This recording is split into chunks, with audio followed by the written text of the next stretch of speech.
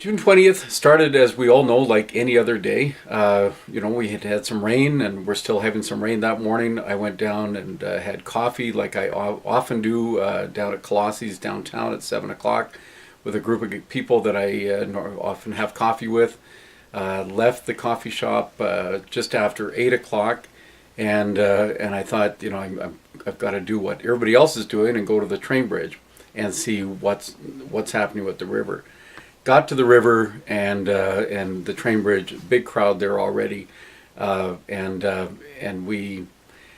just couldn't believe the water. I mean, we were here for '95, we were here for 2005. The water coming down that river was way more, and it was deeper, more powerful, more debris in it, just everything. There were ranchers there who I was talking to, and we all agreed this was the big event. This was not 95 or '05. People were walking around like zombies. People, were walking around with this dazed look on their faces.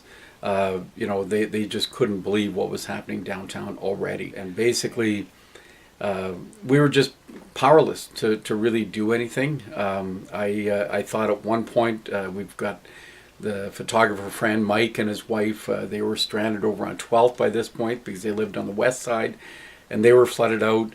They made it out, leave with their chest waders on, and they got a ride up to 12th near the hitching post, that office building there, and they were stranded there.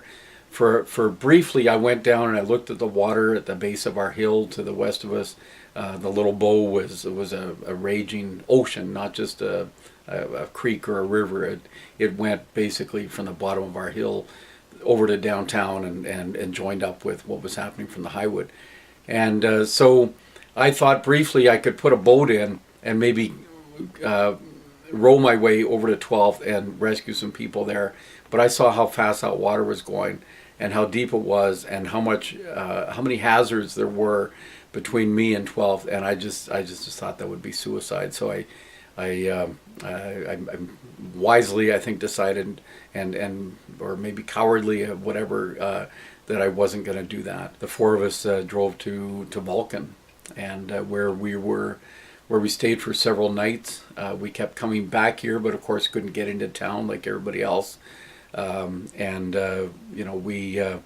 stayed in Vulcan. Vulcan just treated us so well. I think that's one of the they're in a lot of the ways, Nanton, Blackie, Vulcan, Okotoks, Turner Valley, Black Diamond, the towns around us, really, the unsung heroes of that event.